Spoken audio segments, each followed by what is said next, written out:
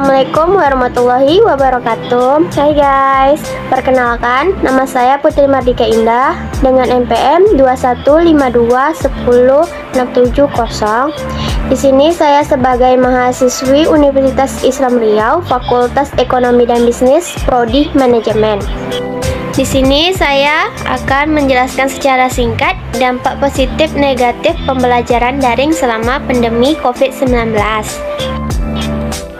Sejak pandemi COVID-19 menyebar di Indonesia, pemerintah sudah mengeluarkan berbagai kebijakan untuk memutus rantai penyebaran virus tersebut.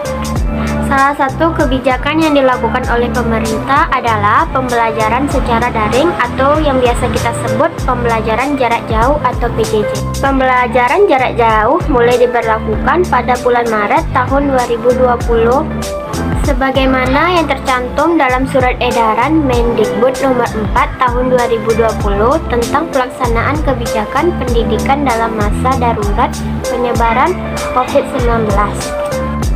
Saat pembelajaran daring, ada sisi positif dan sisi negatif. Kemungkinan buruk yang bisa saja terjadi di dunia pendidikan. Meskipun secara formal, kegiatan pendidikan masih bisa dilakukan secara daring.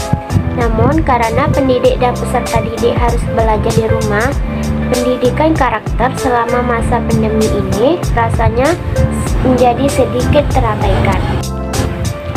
Dampak positif pembelajaran jarak jauh adalah 1.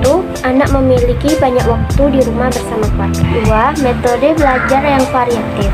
Ketimbang anak hanya belajar di dalam kelas, kini mereka lebih fleksibel belajar dari rumah. 3. Anak peka dan beradaptasi dengan perubahan. 4. Mau atau tidak, anak pasti harus mengeksplorasi teknologi.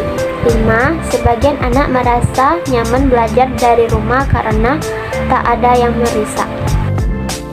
Di samping dampak positif, pastinya terdapat dampak negatif yang ditimbulkan dari pembelajaran jarak jauh, yaitu 1. Banyak anak putus sekolah.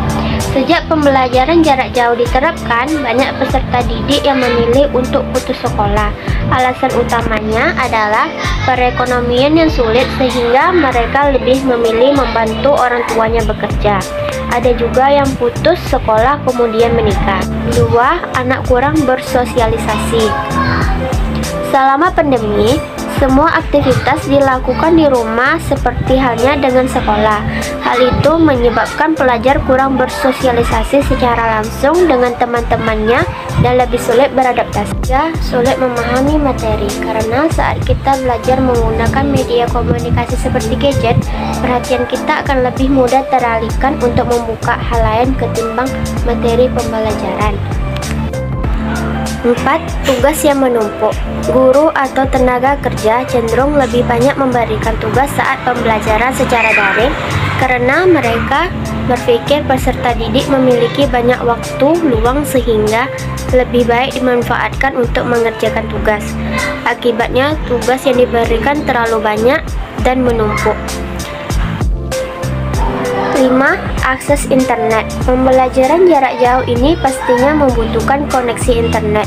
Hal yang sering terjadi adalah kendala jaringan saat melaksanakan tatap muka virtual seperti Zoom Meeting atau Google Meeting. 6. Kuota data menjadi cepat habis. Pembelajaran jarak jauh atau belajar secara daring membuat kita menggunakan kuota lebih banyak dibandingkan pemakaian biasanya. Demikianlah yang dapat saya sampaikan mengenai dampak positif dan negatif pembelajaran daring selama COVID-19. Lebih dan kurang saya mohon maaf. Wassalamualaikum warahmatullahi wabarakatuh.